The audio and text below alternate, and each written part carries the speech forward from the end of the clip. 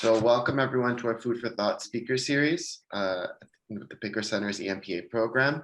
We're honored to have our distinguished guest with us today, and for all of you to join us for this session.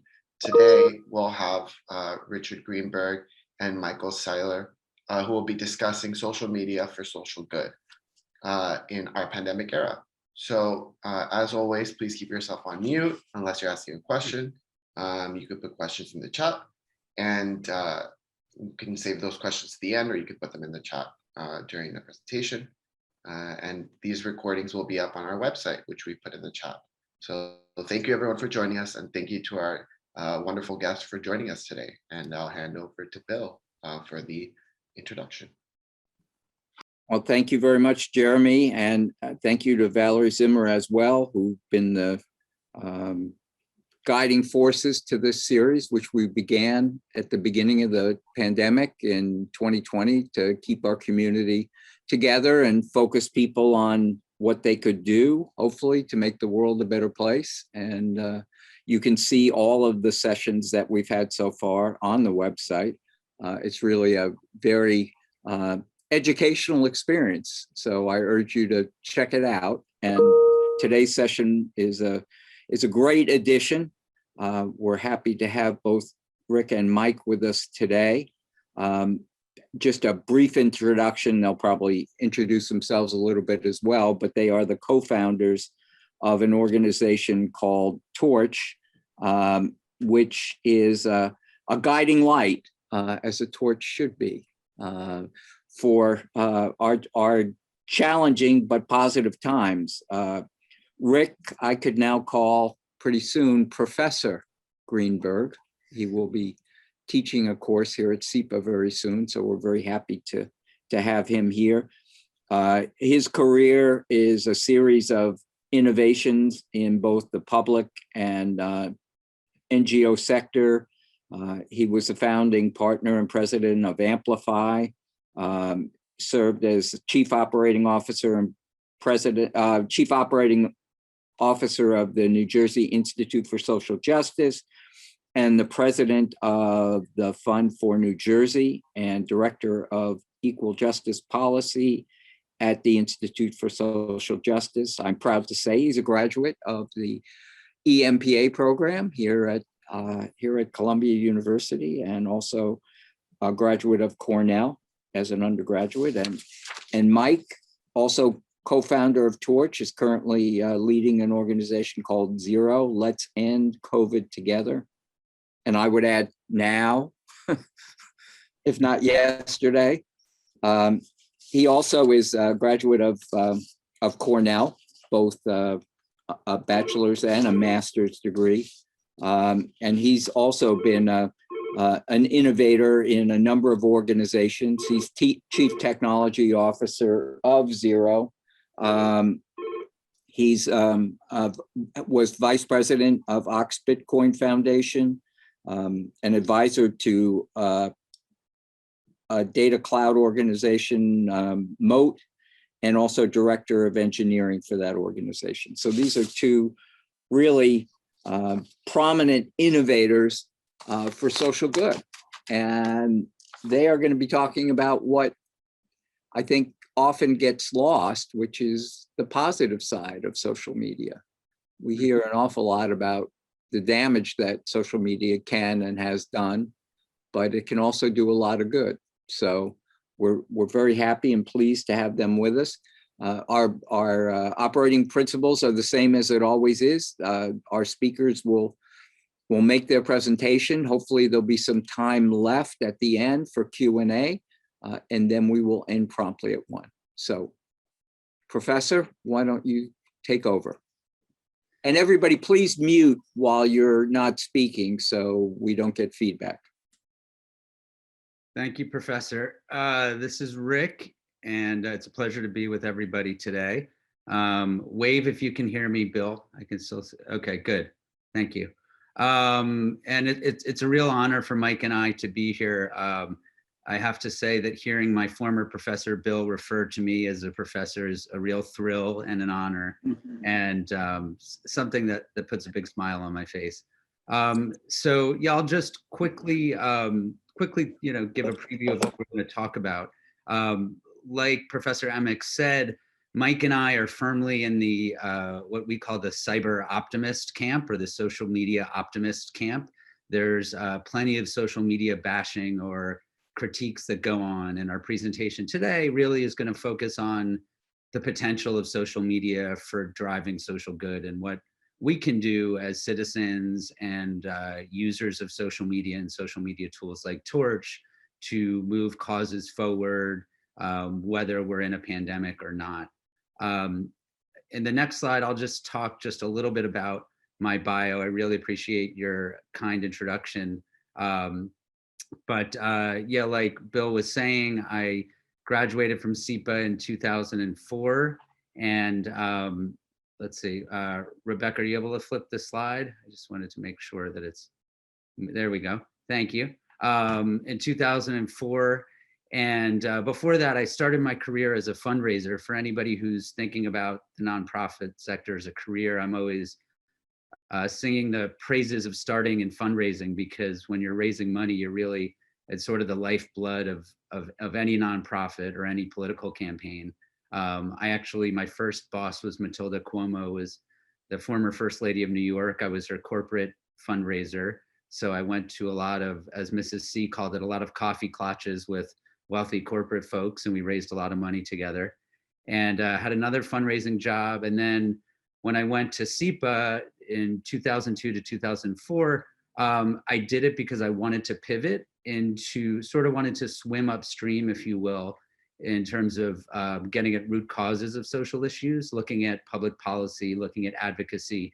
And SEPA was great for me for that. It allowed me to sort of, dive into the world of changing the rules of the game, as opposed to putting, Band-Aids on sometimes. And I did take Professor Emick's public management class in the fall of 2002. It was by far my favorite class, of course, and I got an A. Thank you, Bill. Very enjoyable experience. Yeah. And then coming out of SEPA, that's sort of when I launched into what my career is now and has been for the last 15 years or so, which has been focused on policy change, advocacy, philanthropy. Like Bill said, I was at a great organization, the Institute for Social Justice in Newark, where I was for almost a decade, both running the organization and running something called the Second Chance Campaign, which was first a statewide and then a national campaign to reform criminal justice. We had a lot of success removing barriers that people that have criminal records face. After that, I went to the foundation world for a couple of years and sat on the other side of the fundraisers, which was a great experience, and also a time when my jokes became a lot funnier. When you're giving away money, it's amazing how everything you say becomes more entertaining. But it was a good experience to be there. And then I was sort of bitten by the entrepreneurial bug, which led me ultimately to Mike and to Torch. My first company was called Amplify, which was one of New Jersey's first benefit corps, B Corps, which are now, sort of, there's maybe 10, 15,000 B Corps in the United States, but in New Jersey, there was like 12 at the time that I started Amplify. And the idea is you can be a mission-driven for-profit company. And Amplify was a mission-driven agency. So we worked with some really great clients. We worked with the ACLU on their marijuana legalization campaign, which was ultimately victorious.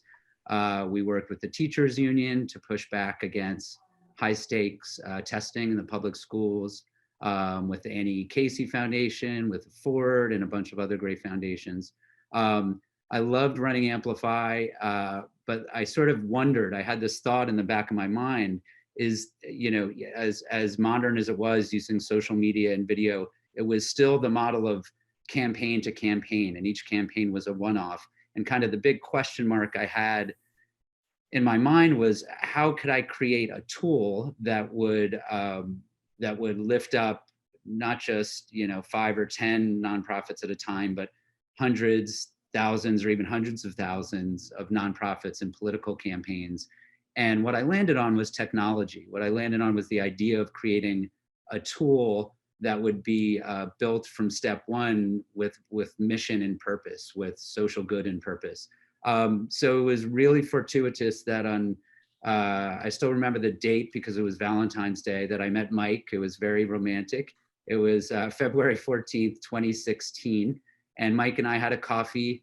We were connected through college friends, and we really hit it off. And 2 months later, April 2016, we had founded Torch, and our journey of the last 5 years began. We'll get into Torch deeper in the presentation, but I'm going to pause here and pass the torch to Mike, who's incredibly accomplished, to say a few words about himself, and then we can launch ahead.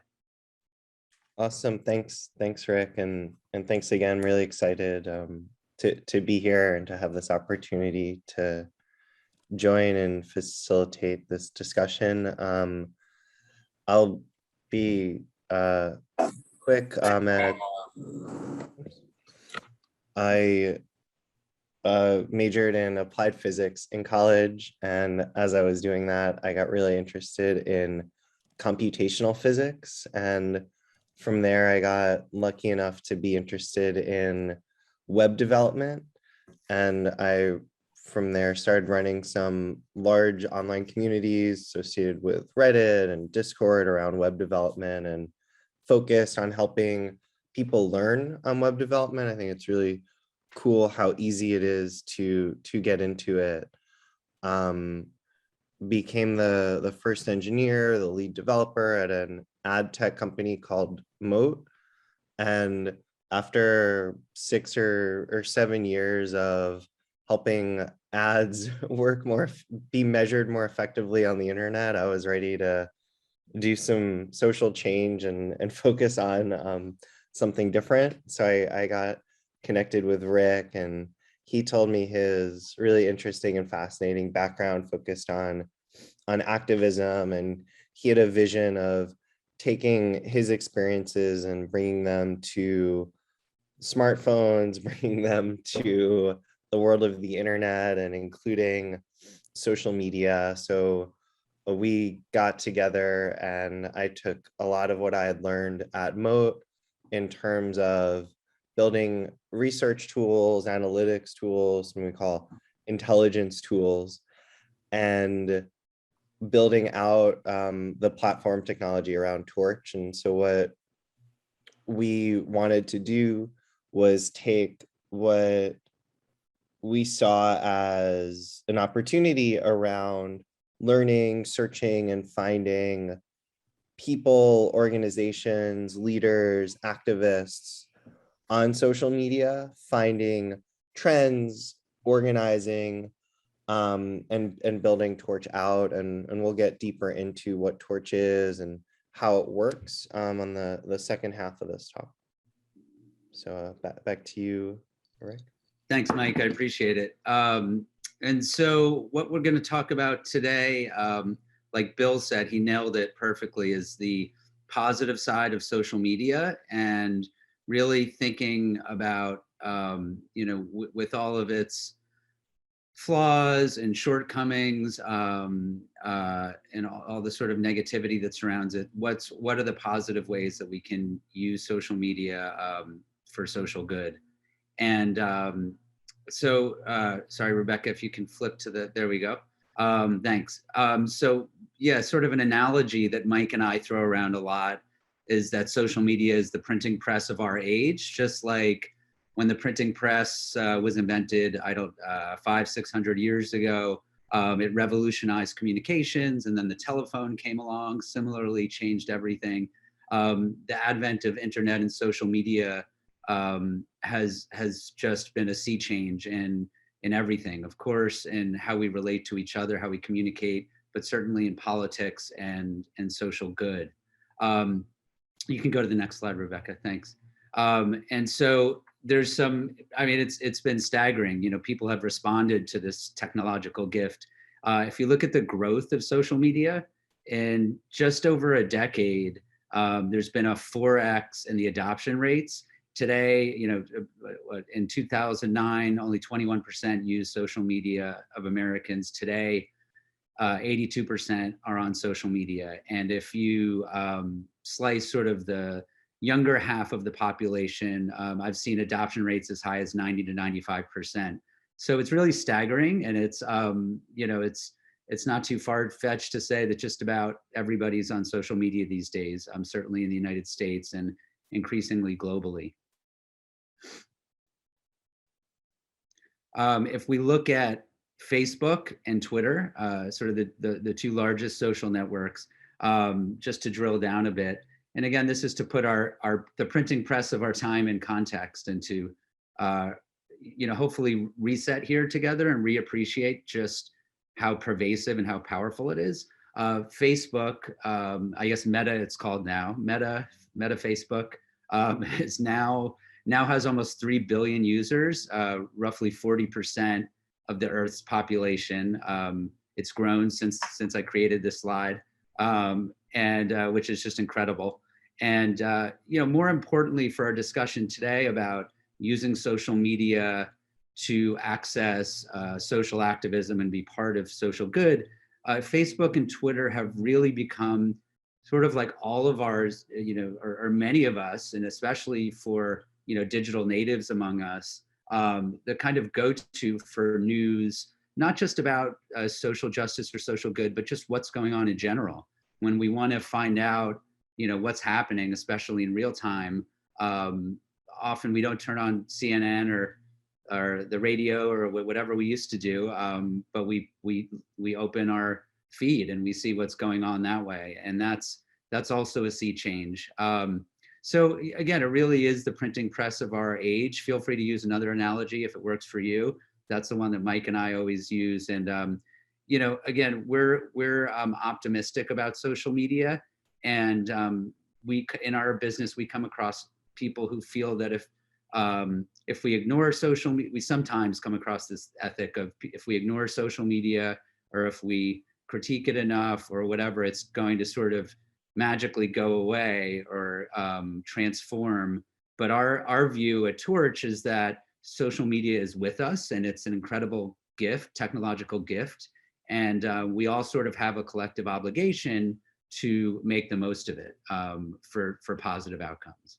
And that's what we're going to talk about a little more today. I think that I always giggle a little when I look at the title of this slide, Early Watershed Moments of Social Media for Social Good. Because early, it's like in history class, when you see the word early, you sometimes think it's like from centuries ago. This was like yesterday, right? This is like, and these are the early moments of social media, some of them at least, of social media bursting onto the scene and really jumping into the forefront of our consciousness. All of us saying, wow, this social media thing isn't just about, cute puppies or kittens or whatever people share, but it's about real world change. The Arab Spring from 2010 roughly to 2012, when the world and the region of that part of the world changed incredibly fast, from Tunisia to Egypt and Bahrain and then other countries. Social media was part and parcel of those changes. There's the class that Bill mentioned that I'm teaching starting in January is at SEPA, the EMPA program, is called Social Justice Movements in the Age of Social Media. And if you're interested in the Arab Spring and getting like a firsthand account of the role that social media played, especially in Egypt, in Tahrir Square, where there were hundreds of thousands of Egyptians that were protesting the authoritarian rule of President Mubarak. I recommend this book. It's called Distant Witness by Andy Carvin, C-A-R-V-I-N. It's a fascinating book. And same with Occupy Wall Street in our own country, which peaked in the fall of 2011. It was a completely decentralized movement. And Distant Witness also talks about Occupy a little bit. But the point here is that Occupy really had no central organization. It was very grassroots and decentralized, except for one thing, except for they had Twitter. Their backbone, or their sort of core structure, the way they organized, the way they coordinated, the way they were able to turn out hundreds of thousands of people to Zuccotti Park in Lower Manhattan, was through Twitter. If Twitter weren't around, or some analogous tool, it's doubtful that they would have been able to do all the incredible things that they did, and you know, really get a ton of credit for lifting inequality and all the surrounding issues around inequality into our consciousness even more. And then fast forward to 2017, the Me Too movement, in the fall of 2017, when it started through a hashtag. I think, as we all know, you know, hashtag Me Too became sort of a megaphone that allowed this clarion call, mostly, you know, coming from women in the United States and around the world, who had experienced sexual harassment or sexual assault or things like that. And again, was a movement that was really facilitated by social media. There's a great book also on my syllabus. I'll stop plugging my class, but great book called She Said. And if you take my class, it'll be assigned, but I'm recommending it here. And again, it's really a journalistic account of how social media played a big role in the Me Too movement and continues to this day. And then lastly, Black Lives Matter. When Trayvon Martin was killed, was murdered in 2014, the hashtag Black Lives Matter came online and took the nation and ultimately the world by storm, and was able to create movements in jurisdictions across the United States, simultaneous organizing, turning out not just hundreds of thousands, but millions of people. And again, all four of these are the early moments of social media, which was like 10 years ago. So I always just want to, Mike and I talk about just how recent all of this is. Mike's going to talk a little bit about the Trump era and some of the things that happened there. But we're sort of at the, it's an exciting time. We're at the frontier of social media for social good. All this stuff is still being developed and figured out, and we can do it together. Yeah, and I remember during the early days of Occupy Wall Street, myself in Manhattan refreshing Twitter, trying to figure out what's the latest hashtag, trying to figure out where people are marching, and the fact that you can view all of that in real time and see people actively moving, see a minute ago they were on the east side, 10 minutes ago they were on the west side, was really, really fascinating, and felt like a big change, both the real time aspect of it, where you're seeing up to the minute exactly what's happening, and also the fact that anyone could jump in and join in on the conversation. And I was listening to a podcast last week and was learning about some of the early days, as Rick said, of 1,000 years ago, of a few years ago on Twitter, where or how this was someone's version of how the Black Lives Matter hashtag started. And I think it was that people and activists were posting on stuff like hashtag Ferguson, and because it's an open platform, people were jumping in and were trolling and being negative and sort of affecting the conversation. So they came up with, or my understanding of it is, they came up with a hashtag that had the message in the hashtag. And so to say hashtag Black Lives Matter and fully encapsulate a version of their vision made it much harder for people on the opposing side of their viewpoint to jump in. And so what we're seeing in the infancy of social media, even though evolution is in high gear, we're seeing things change and be created, and we're coming to equilibriums where we can we'll see what we get to when we have something like a more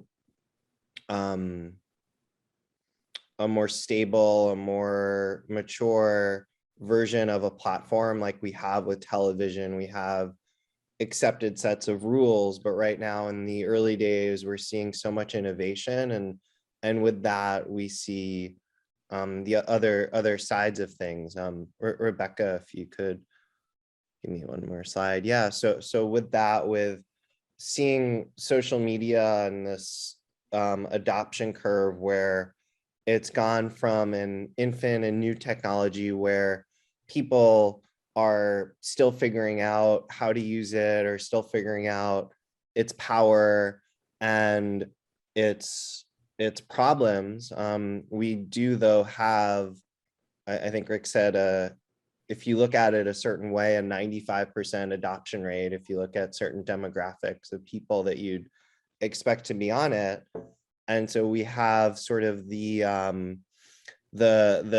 JFK TV debate era of when we had radio interviews. We had one candidate for president was the clear winner, and then when you compare that with the TV audience, you had a totally different viewpoint around who won a debate because the lights were bright, the opponent was sweating too much. So when you look at the last, 8-10 years of politics, you start to see the people that are on social media every day, the people that are super active compared to the people that aren't, the people that are on Twitter versus the people that are on Facebook.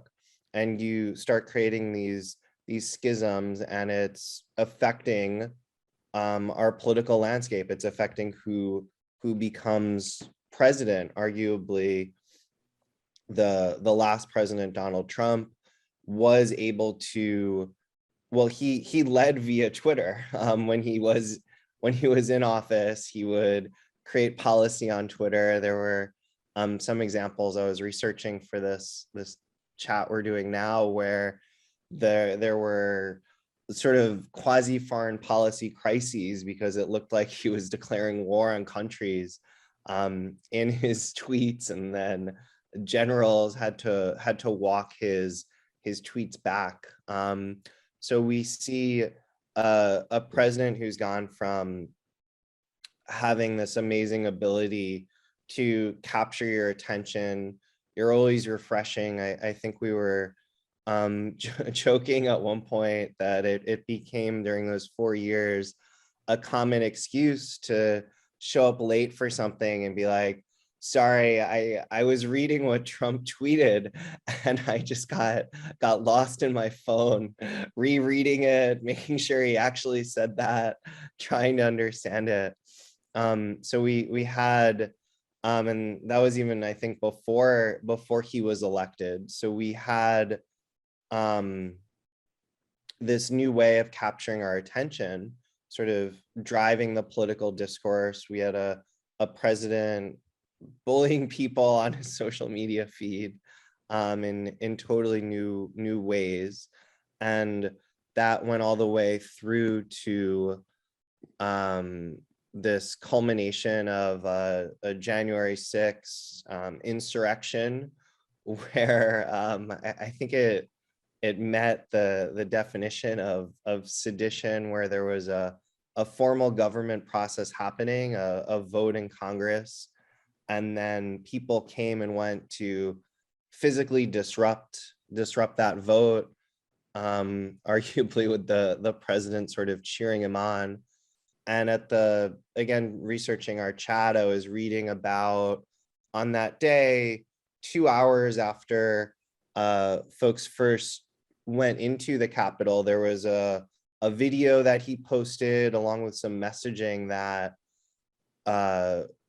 had text in it around, this is a contested election, we know that we won, we know that we can't certify this vote, oh, but by the way, please stand down, please leave the building. And it was years and years of Twitter publicly and Facebook publicly saying, we have certain policies around content that we're authorized and not authorized to have, but when a head of state or a head of country does it, we make certain exceptions. And then somehow that video and that post 2 hours after the January 6th insurrection was what led to a Facebook ban, a Twitter ban. I think I was reading, it took YouTube a little bit longer.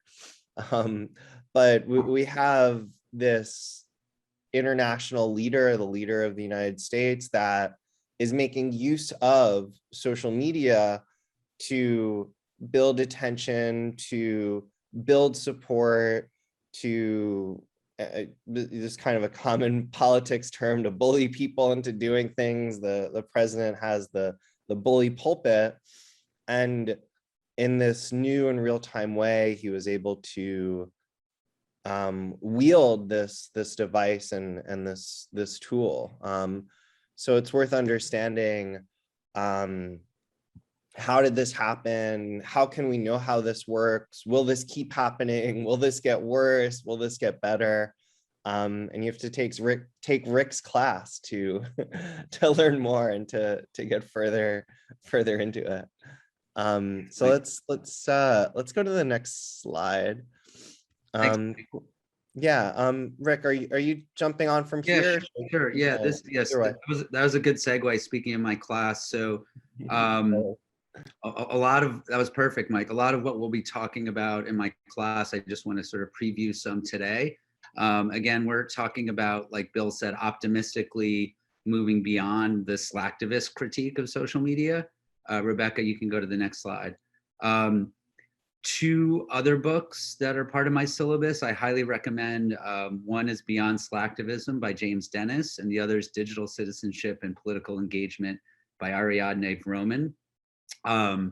Both of them, Mike and I have tried to distill about 600 pages of research on social media into 5 or so slides, but I'll just go through them so we'll have pretty quickly, so we'll have time for a quick torch demo and then some questions. But so slacktivism just is sort of this generic critique of social media engagement and social media organizing that believes that different forms of social media engagement in politics or advocacy, such as signing petitions or liking Facebook posts or changing one's profile screen in solidarity for a cause, that these don't add up to much in terms of impact, and they're also kind of lazy, like hence the merging of the words slacker and activism. So just so we're on the same page there. Vroman and Dennis, the authors who I'm pulling a lot of this from, and Mike and I take a different view and a more positive view. We talk about slacktivism as microactivism, which has actually a ton of benefits for the world, and just as importantly on a micro level for individual citizens. When you're spending time on social media and you're signing petitions, or you're getting involved in political discussions, or you're starting a fund me page for some kind of cause or seeking donations, all of these are incredibly important acts of civic engagement or political engagement. And just empirically, sort of the slacktivist critique is wrong, because certainly, some liking a post may take a second, but the kinds of things that people now do on social media for causes can be hours and hours of work, and there's a really high level of commitment and passion that goes into social media engagement when you're working on causes. You go to the next slide, Rebecca. Another important point that we like to make, and that the authors make, is that there's this sort of, social media is very egalitarian. It's leveling the playing field for a lot of people who previous to social media may have wanted to get involved, but for a variety of practical reasons didn't have the time or the access to get involved. So this leveling of the playing field effect is really important. The fact that social media allows for quick news consumption, for quick community formation. Again, you have folks who are working 2 or 3 jobs sometimes, and they're not going to be able to get out to a rally or drive somewhere or whatever, but they can engage on their phones or their laptops. And I think that's a really positive part of social media. And the authors talk a lot about that. Early on in the social media days, not so much anymore, but it's still a critique that there's this fear that social media was going to sort of crowd out or displace traditional forms of activism, that, you know, rallies and lobbying days and things like that, this sort of in-person or what they call offline activism would be damaged by social media activism. Not only is that not proven to be the case, it's actually the opposite. Social media activism has been very complementary to offline activism. And, you know, we've seen it in our work. We talked about it with Occupy Wall Street. There's what it's pushed advocacy groups, political campaigns, different organizations to do is really to diversify their tactics and provide more choice to people when it comes to how they're going to engage in social causes. So again, a really positive effect of social media. And as we're going through this, just a couple more slides on this, we do want to say that we understand the critiques, like sort of the warts of social media, the shortcomings around, you know, misinformation and trolls and bots and overheated rhetoric that happens and finger pointing. We're not trying to discredit that or you know, turn a blind eye, but you know, for the purpose of focusing on the positive benefits, there's just so much that so many different ways social media can be used, and that's the point of our discussion here, and that's kind of our ethic. The last couple of slides here, one, I think it's James Dennis who talks about the continuum of participation. Social media is built for, you know, different strokes for different folks, right? Some people are able to, you know, just feel comfortable accessing information. Some people want to express themselves. Some people may want to directly connect, and then some may want to take an action. I love they have this phrase called the democratic shortcut, that social media provides this sort of heretofore non-existent shortcut to bridge, as a bridge to power or new audiences that social media affords. Again, giving more choice for how people can engage, and also giving new channels to reach new audiences. Now, this is similar, the idea that we're all different, we all have different personalities and tastes and thresholds for what we want to do. You have, you know, this typology of how people behave on social media when it comes to social good. You have people who want nothing to do with it and sort of avoid engagement, people who are quote unquote listeners who are on the sidelines, and maybe, you know, they're tuned in and they may jump into a cause at the right time, but it just sort of depends on when they're ready. Contributors who will share content and share social, you know, different pieces, and you know, jump in, not necessarily organizing others, but expressing their viewpoints. And then you have the most active, the organizers and the instigators among us.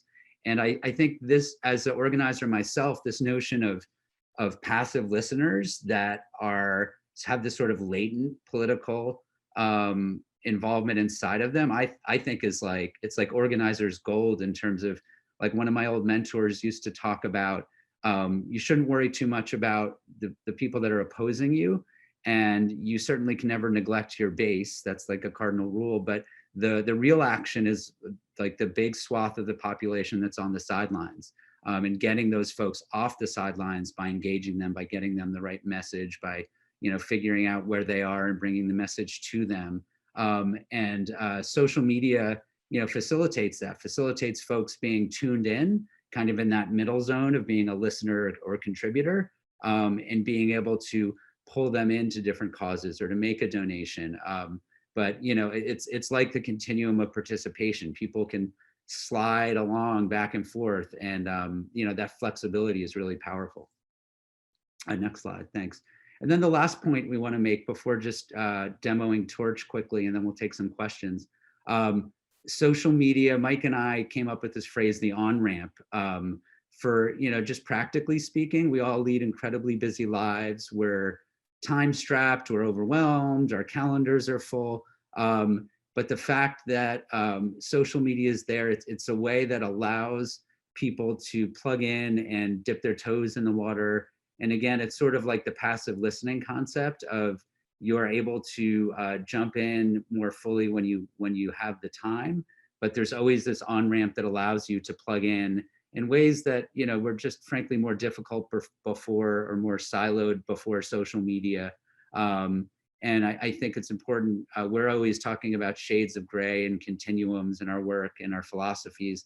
And it's important to remember that people are, you know, not binary light switches. You know, it's not like I'm an activist or I'm not an activist.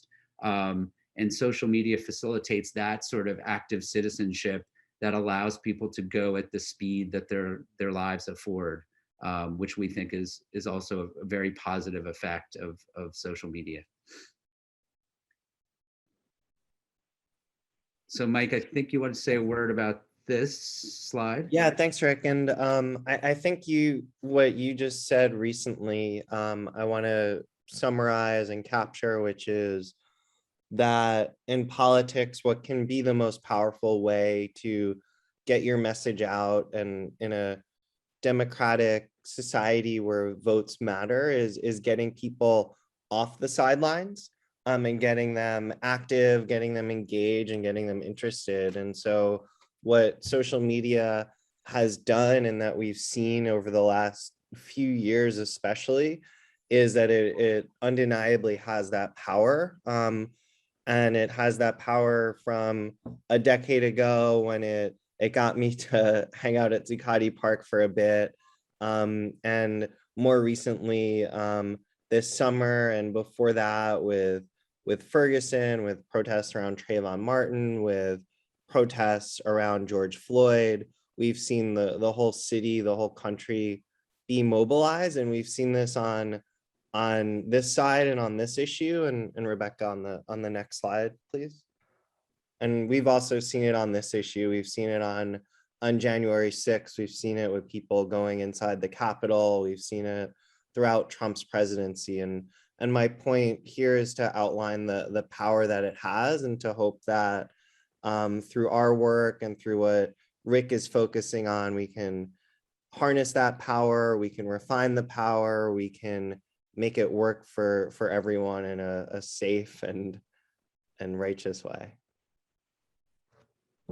So thanks, Mike. Just the last section. You can go to the next slide. At Torch, and this is just a sample. We'll do a quick demo. Rebecca's going to do a search for us. You can go to the next slide, Rebecca. That's the Torch home screen. Sort of the problem that we were solving when we founded Torch in 2016 was that there was no single place online to learn about social good from primary sources, especially using social media or social media search. So what we built was a social media search engine that's devoted to social good, and we bring in when we say primary sources, we mean the actual nonprofits, the actual political, elected officials, activists, donors, organizers. We have now built a social media database that continuously updates, so it's real time, of more than 5 million unique organizations and individuals from the civic sector across the US, all of which is searchable by topic or issue area and geography. And what Torch does essentially is, by doing these searches and finding out this information, finding where the causes are, the resources are, the affinities are, you're able to find these allies and build coalitions, raise money, and grow your audiences. And so our clients are a mixture of nonprofits, political campaigns, activists, philanthropists, and Torch is this real-time platform that's used. Social media is the engine. By searching social media in a way that allows you to search per your interests, of what interests you as a cause, as a political issue, you're able to connect and build power that way. You can go to the next slide. Mike, I was thinking, since we only have 10 minutes, maybe we can skip straight to the demo. And yeah, that sounds good to me. And Bill, I'm hoping if anybody wants to see this PowerPoint, we're certainly happy to email it to you, Bill, or share it with whomever. But there's a few case studies that we'll just get through. But Rebecca's gonna just so people can visualize Torch before we do some Q&A about anything. Sure. If you guys send the the PowerPoint to Valerie, will post it on the website. I think Awesome. we can do that. Great. Great. Thanks, Bill. We'll do that. Yeah, and Rebecca, just a quick little tour, I think just a couple minutes. Amazing. All right. Well, hello, everybody. My name is Rebecca. I've been working with Rick and Mike. And so let me resume my share really quick. And can you see the Torch home screen now? Yep. Great. Amazing. So this is what you see when you log on to Torch. I'm going to move the Zoom video really quick so I can see the screen. Sorry, give me a second. But this is what it looks like when you just log on. It's really cool. It gives you a really interesting and comprehensive dashboard of what's going on social media, minus the trolls and the noise and the just a lot of the things that maybe won't matter for a organization that is going for with the purpose of social justice, or whatever that might be, whether it be campaign, nonprofit, consulting group, etc. As you can see here, it shows the trending people, trending hashtags, trending organizations, and posts around that, which gives folks in really quickly, in like just 30 seconds, a quick snapshot what is going on online that is relevant to me, my causes, what I do, and that being the organization, our clients that are using Torch. So I'm going to do a really quick search that I saved here just in the interest of time here. I set up a search on Black Lives Matter, which we talked about in the presentation here. So we use Boolean for our search. And what's really cool about Torch is, you're really able to narrow down social media, which is such a big monolith of information, and it's good and sometimes just bad information, being the trolls and the misinformation, etc. And you're able to narrow it down. Like, for example, so let's say I'm an organization that wants to know what people are talking about around Black Lives Matter. I can narrow it down by state. I can narrow it down even by location like this, which I think is awesome. And I can also narrow it down by zip codes, which were really helpful for our congressional clients who had very specific issues that they wanted to look at in specific zip code areas. You can narrow it down to literally EIN numbers for organizations, channels, a sentiment filter, all of the above. You can even narrow down searches to, political office, political party. Really gets organizations to the core of what they're looking for. And here I did a search on Black Lives Matter. I'm going to close the additional search filters, and you can see here it shows, okay, what are the most recent social media posts. You can even look at what the organization is, and general information about them, ask like just background information. And if you need to contact them, everything is right here. Which is absolutely fascinating. It helps you use, Torch helps you use social media as a tool and a catalyst for making connections and coalition building, etc. You can see here, you could see all the full details of like the recent most social media posts. What's also interesting is you could see what the top hashtags are, right? What people are talking about, and what's the most shared content around this. So again, like in the just span of 30 seconds here, you get a good idea of what people are talking about nationwide on Black Lives Matter. Thanks, Rebecca. I want to just keep it as a little teaser, I guess, since we're close to time. Rebecca, thank you so much. That was amazing. Yeah, we're gonna. That's the quick and dirty view of Torch. Anybody that wants to learn more, it's torch and the number one.com is the website, torch1.com. If you could just go to the last slide, Rebecca. Thanks again for the tour. Sure. So we just wanted to end, again, we'll email this. This is some things we have on our roadmap for the future of Torch. We're getting Torch into universities as a research and learning tool, which we're really excited about. We're about to launch a pilot with the Harvard Kennedy School. We have a new app. And then just on the last slide, Rebecca, we want to conclude the presentation with what we hope is an inspirational quote, in that it's better to light a candle than to fantasize about a sun. Many sort of critics or even promoters of social media have sometimes go all the way to the extreme of positioning social media as a panacea or this solution to all of our problems.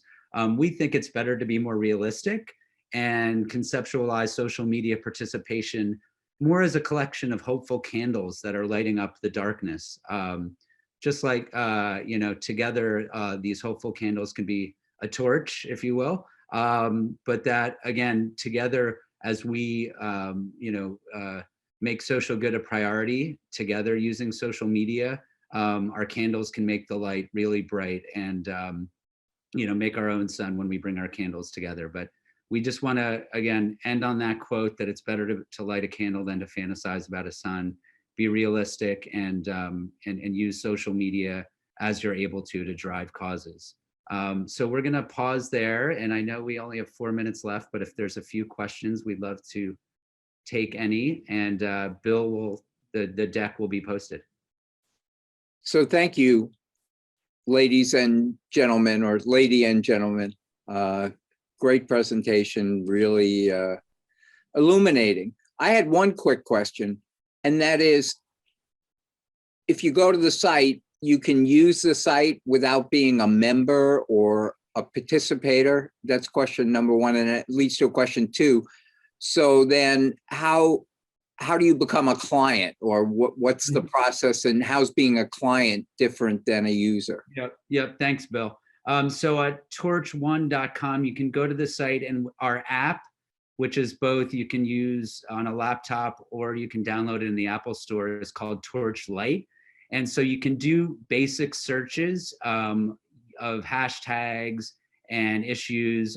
It doesn't have all the functionality that our subscription service has. So we charge for our clients for the full being able to export information, and then also being able to geolocate, create watch lists, which are essentially like channels. There's a whole bunch of functionality that a monthly subscription gets you. And again, we work with members of Congress. We work with now the Ford Foundation. We work with really small nonprofits. And then we do have individual users who we charge, even less. And then we have folks who just use the app for free. So if you go to the website, there's a way you can quickly use Torchlight. And if, a lot of people never feel the need to move beyond that. It's a pretty cool tool. That's great. Yeah. We have time for maybe one or two quick questions. Anybody have something that, are you guys reachable? Is your email on your slides, or maybe you could put it there? I'll add it. Actually, I don't think it is, but I'll put that on our bio page and then send it to you, Bill. That's great. And I see Professor Gondek has her hand up. So let's, Adela, unmute yourself, please. Right. Okay. Thank you. I just have well, it maybe would take a while to answer, but just to put out there, do you have a policy according to which you would not have some things online and other things you would include? And I noticed it's caused a lot of controversy for Facebook. So I'm wondering if you found a solution to that controversy. I wish we were that smart, Professor. So what we do is Torch kind of acts as a super filter. So we're not going to be able to guard or police against all kinds of, misinformation or even, certain kinds of hate speech or whatever.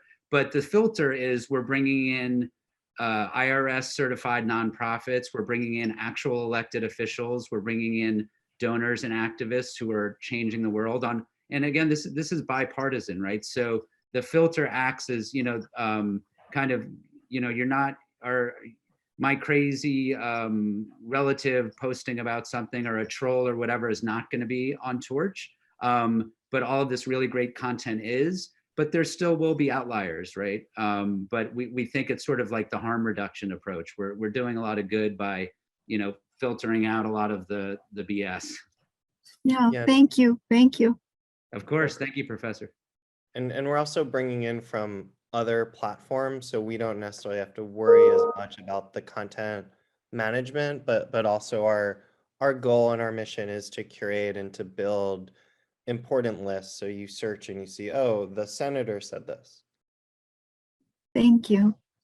Thank you. Well, thank you, everybody. It was really a great session. It's 1 o'clock. Jeremy, can I turn it back to you to say adieu? Yeah, absolutely. So thank you, Mike and Rick and Rebecca for this fantastic presentation. And thank you everyone for joining us today for Food for Thought. For those of you who want to see the recording again or access the PowerPoint, it'll be up on our Food for Thought guest lecture page. And we hope to see you soon. So thank you, everyone. Thank you, everybody. Thanks so much. Have a Appreciate good it.